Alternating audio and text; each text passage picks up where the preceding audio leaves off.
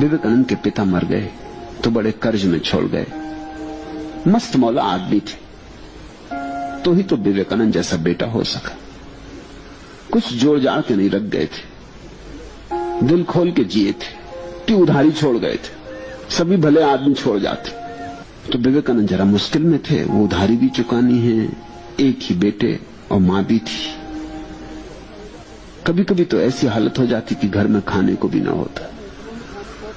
कभी कभी ऐसा हो जाता कि घर में इतना ही खाने को होता, या तो मां खा ले या बेटा खा ले। तो विवेकानंद कहते कि मुझे आज जरा किसी मित्र ने निमंत्रण दिया है, मैं जरा मित्र के यहां भोजन कर रहा हूं, तब तक तू भोजन इत्यादि कर ले। और जाके सड़कों पर घूमते रहते, घूम घाम के घर आते, बड़ी प्रसन्नता से घर लौटते। दरवाजे पे आके प्रसन्नता बनानी पड़ती, भूख तो पेट में सुलगती।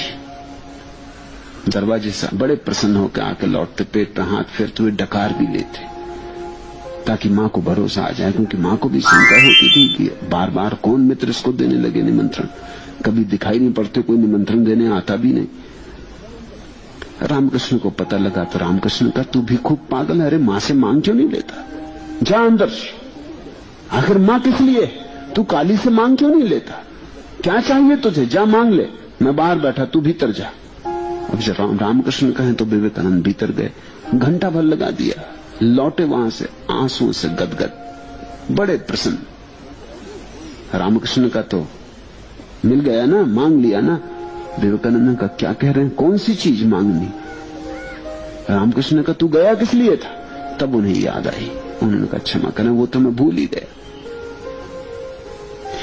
वहां जब सामने पहुंचता हूं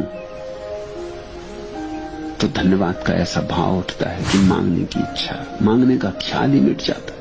जो दिया है वो कोई कम है, मुझको दिया, इससे अब और क्या देने को हो सकता है। रामकृष्ण का तू फिर जा, ऐसे नहीं चलेगा, ऐसे पेट नहीं भरेगा, मांग ले। ऐसा 3 बार भेजा और 3 बार विवेकानंद बाहर आए बड़े गदगद और भूल भूल के। फिर रामकृष्ण खूब हंसे और उन्होंने कहा आज तेरी परीक्षा थी, अगर मांगता तो मुझसे फिर तेरा कोई संबंध न रह जाता।